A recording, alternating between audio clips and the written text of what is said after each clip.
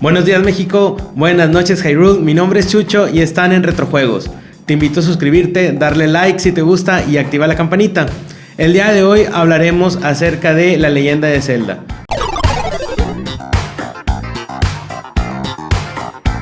Pero antes de hablar del juego, es importante mencionar a quién está detrás de esta obra, que nos ha dado horas de diversión y retado nuestras habilidades durante años. Si ustedes saben, la persona involucrada o que es parte de la mente maestra de Nintendo es Shigeru Miyamoto, este diseñador japonés nacido en Sonobe, Kioto, el 16 de noviembre de 1952. Él es considerado uno de los diseñadores más influyentes e importantes de la industria del videojuego. Si tú ya estás relacionado con la industria, es un hombre que es muy común para ti.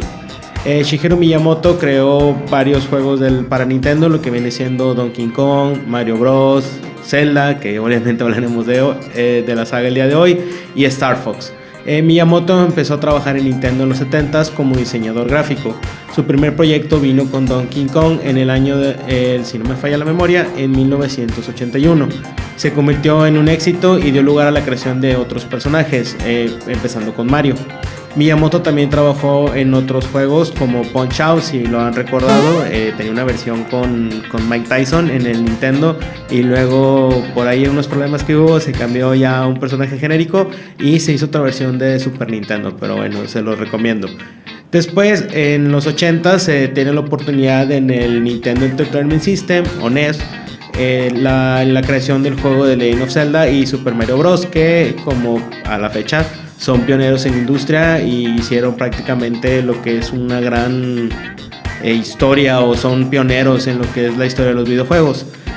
Miyamoto también incursionó en otros juegos como Super Mario World de Super Nintendo, The Legend of Zelda Ocarina of Time de Nintendo 64, que claramente mencionaremos aquí, Star Fox 64 y Donkey Kong Country. Entonces, retomando un poco ya con este fondo, tenemos la creación de Legend of Zelda. Prácticamente esto fue una colaboración en el equipo de Nintendo. Shigeru Miyamoto en ese momento estaba actuando como productor general de videojuegos. Prácticamente él se inspiró en estando explorando las cuevas de Kioto. Cuenta con una región de cuevas y bosques. Al momento que él estuvo explorando, se dio una idea de lo que podría ser un juego con este tipo de narrativa o con este tipo de ambiente. Una frase icónica en el juego, "It's dangerous to go alone, take this", que es del Zelda 1. Prácticamente fue una frase que alguien le mencionó en el bosque o en las cuevas cuando le entregó una linterna para que pudiera explorar ahí mismo. Prácticamente estuvo ahí diseñando diferentes mecánicas de juego. Prácticamente llegó a tener algo muy innovador. ¿Qué es lo que tenía? Que prácticamente no era lineal, no era llegar a punto A a punto B. Empezabas el juego y prácticamente podías irte a explorar y llegabas a un lugar donde sabes que creo que no estoy listo para este momento, o ves monstruos que tienen muchos píxeles o es de un color que dices no, es rojito, no le voy a hacer nada. Entonces a prueba y error prácticamente era ir buscando dónde qué armas me podían dejar llegar a algún lugar, o si este momento no era el indicado. Es como toda una experiencia real al final del día, ¿no? A lo mejor estoy llegando a un lugar donde no tengo la suficiente experiencia, pero luego puedo volver a él. Prácticamente la historia nos cuenta sobre un héroe, Link, que en su misión está rescatar a la princesa Zelda y derrotar a Ganon, que prácticamente, como casi todos los juegos, toma control del reino de Hyrule o hace ahí sus destrozos. Prácticamente los juegos en toda la saga se desarrollan con esa misma trama, algunos agregando conceptos que lo hacen innovador o llamativo en su estilo de juego, pero prácticamente es la receta, por así decirlo, para cocinar la historia en sí.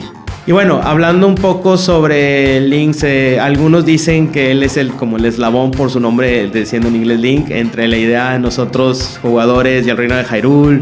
A lo mejor muchos dicen porque no habla o solo hace sus típicos gritos.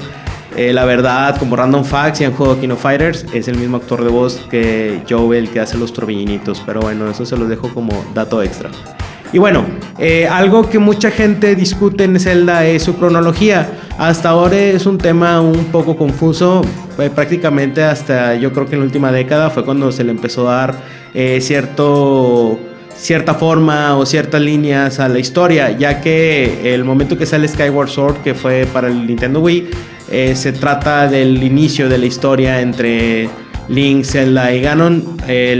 De ahí pasamos a otros juegos que fueron Minish Cap o Four Swords, que acorde a la cronología oficial son continuaciones de la historia. De ahí brincamos a Ocarina of Time, que fue el parteaguas en la industria, fue el primer Zelda en 3D, que aparte con una variedad de composiciones de Koji Kondo, que prácticamente si disfrutaste Zelda en su momento, es normal ver a alguien que tenía de ringtone el Bolero Fire o alguna otra de las canciones que venían en la historia.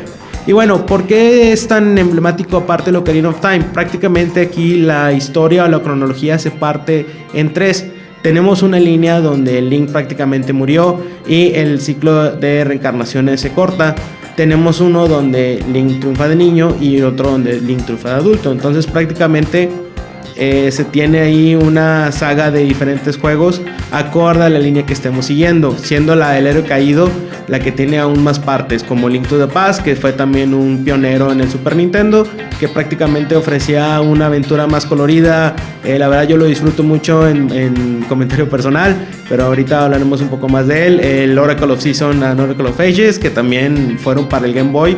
Estos tenían algo muy especial, ya que si tú acababas un juego te entregaban un código que podías ingresar en el otro y viceversa. Entonces, si tú juntabas los dos juegos, prácticamente sacabas el final verdadero, que era ya derrotar a, creo que era Ganondorf, como siempre. Pero eso es algo muy innovador, el problema de encontrar a alguien que tuviera los dos juegos, ¿verdad? Tenemos otro como Link's Awakening, que también en su momento fue una sorpresa para el Game Boy. Link Between Worlds, que fue algo más nuevo, creo que fue para el 3DS, si no me falla la memoria.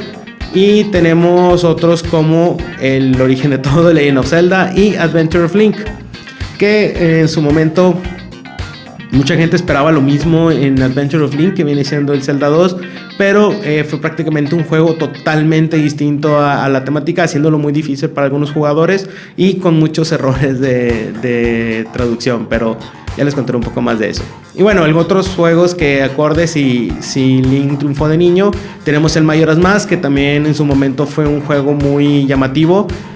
Como habíamos platicado en la cápsula anterior, se tenía un cartucho dorado con una imagen en 3D, era muy llamativo y la verdad el juego en sí es muy oscuro. Muchos dicen que son las cinco fases del negación, aceptación, culpa, no recuerdo el nombre completo, pero prácticamente cada parte del juego representa eso. Entonces sí lo hace un poco oscura la temática, pero es muy interesante. Otros que tenemos donde Link adulto, bueno, en el tiempo adulto, son The Wind Waker, que en su momento también muchos le decían el feo porque decían, oye, Link parece hecho una chica súper poderosa, está muy cute, y la verdad representa muy buenas historias. Si tuvieron la oportunidad de jugar los de 3DS, la verdad los recomiendo mucho. Son unos puzzles muy emblemáticos. Son fecha que creo que llevan más de 15 años del juego y lo sigo recordando porque eran muy llamativos y muy difíciles en su momento. Al final de todos, las tres líneas por alguna extraña razón las juntaron y colapsan el que viene siendo Breath of the Wild, que es el juego que salió aproximadamente 6-7 años con el lanzamiento del Nintendo Switch. Y si han tenido la oportunidad de jugarlo, pues a mi gusto es de los mejores Zeldas en cuanto a la jugabilidad, a lo que puedes hacer. En la historia no soy muy fan, pero espero que la secuela Tears of the Kingdom, que está próximo a salir en el mes de mayo, represente una mejor historia, algo más completo, y las mecánicas de juego se ven muy impresionantes. Todavía por sí las de Breath of the Wild eran muy buenas. Agregando lo de Tears of the Kingdom, al parecer podríamos tener el Zelda definitivo, pero eso habrá que vivirlo por nosotros. Y ya si ustedes lo juegan, pueden ahí dar su comentario. Igual si quieren comentar cuál ha sido su Zelda favorito, cuál es el que más han jugado, con cuáles han batallado un poco más, dejen los comentarios y podemos platicar acerca de ellos. Y bueno, volviendo ya para cerrar el tema, tenemos experiencias personales con el Zelda. Yo en lo personal, mi primer Zelda fue el Zelda 1. Obviamente no sabía ni jugarlo bien, era muy pequeño. Ya como el que pude jugar un poco más fue el Zelda 2. El Zelda 2, como ya he mencionado anteriormente, era un juego totalmente distinto, era prácticamente en 2D. Tiene música muy buena. De hecho, una de mis canciones favoritas de Zelda, que es el de los templos, del Zelda 2, se me hace una de las mejores versiones. Si han jugado Smash Brothers, han escuchado esa versión. Si no, búsquenla.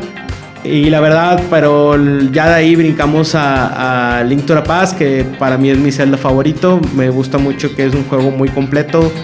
Tal vez no tenga la visualización de un juego 3D, pero tiene tiene más secretos que un Ocarina of Time, tiene más, bueno, no tantas quests, pero tiene muchos items que conseguir y un poco difíciles también. Y de ahí pues Ocarina of Time, bueno, fue mi primer juego con un 6.4. La verdad se me hacía un juego muy difícil y solo de ver a mi hermano pudiéndolo acabar en menos de una semana me sorprendía mucho. Y la verdad, el templo de agua, así como hay muchos memes de eso, la verdad sí es un templo muy frustrante hasta la fecha. Entonces, a veces trato de jugar todavía el Ocarina of Time cuando tengo oportunidad, pero el templo de agua siempre es algo muy difícil. De ahí pasamos a lo que viene siendo... Bueno, yo lo personal me tomé un poquito de breaks con Zelda. Lamentablemente no pude jugar Twilight Princess en su momento, que fue también cuando salió el Wii. Tuve la oportunidad ya en la época de pandemia, ya por fin pude terminarlo. Al igual con Skyward Sword, que tampoco lo pude jugar en su momento. La verdad, por la saga que me fui más fue por Wind Waker, y eso que me da miedo los niveles de agua, que en Zelda es algo muy común.